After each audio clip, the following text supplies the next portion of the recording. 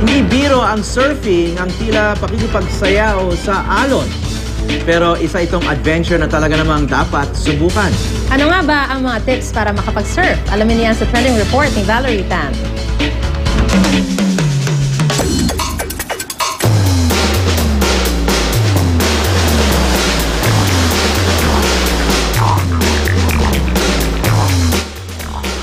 Summer is here! At para mabawasan ang init ng Tag-Araw, samahan niyo akong subukan ng water sport na surfing.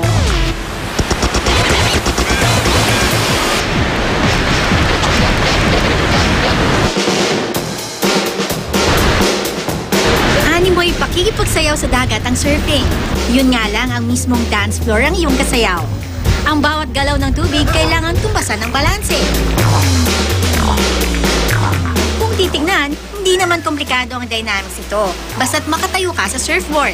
For beginners, ideal talaga gumamit ng mas malaking surfboard at mas malapad na surfboard dahil mas madali tumayo po dito, mas madali mag-balance, at mas madali rin kumuha ng alon. First rule para manatiling ligtas, stay away from the board's fins.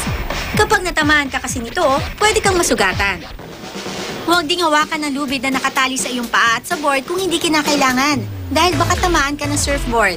Tuwing nasa tubig, dapat nasa tagiliran lang ang iyong board at sundin itong surfer's golden rules sa lahat ng pagkakataon. Huwag talikuran ang dagat, okay? Kailangan laging nakatingin sa alon. Pero bago makipagsayaw sa alon, practice muna sa lupa. Itinuro sa akin ni Coach Paulo ang iba't ibang surfing dynamics. Una na riyan ang pag-paddle mula shore patungo sa malalaking alon. So stretch dapat talaga todo, and then elbows to the sky. Sunod ang pop-up o pagtayo sa board. First thing you do is tiptoe. Put your toes on the... Yan, para sa maka-push up ka. Yung isa pa. Both toes, there. And then push up, and then back foot first. And then front foot in between. Then stand up. Now correct this. There you go. Perfect. At huli ang riding position. Dito kinakailangan matutunan kung paano babalansihin ang iyong galaw habang nakatayo sa surfboard. At heto na nga ang pinakahihintay ko, ang mag-surf. Sa aking unang subok, sa pangalawa. Pero syempre, never say die ang motto natin. Pasasaan ba't makakatayo rin ako? Basta't practice pag may time.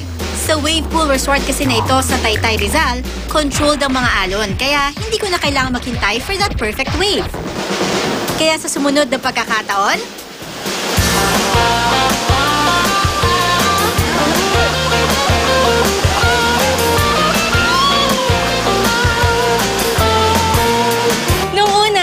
first 3 times nag-wipe out ako, nahulog ako, kinain ako ng alon. Pero nung sumunod, nung nakatayo na ako sa surfing board, ang sarap ng feeling. Meron siyang kakaibang high. Kumbaga yung adrenaline ko nasa taas.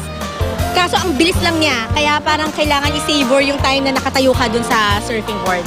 Kung gusto niyo rin matuto ng surfing, maaari maghanap ng surfing schools na malapit sa inyong lugar. Nakatayo ako sa surfboard several times. So ito yung proof na hindi ganun kahirap mag-surf. Pero syempre, kapag nasa loob ka na ng dagat, nasa dagat ka na mismo, syempre, doon na yung pinakamalaking challenge.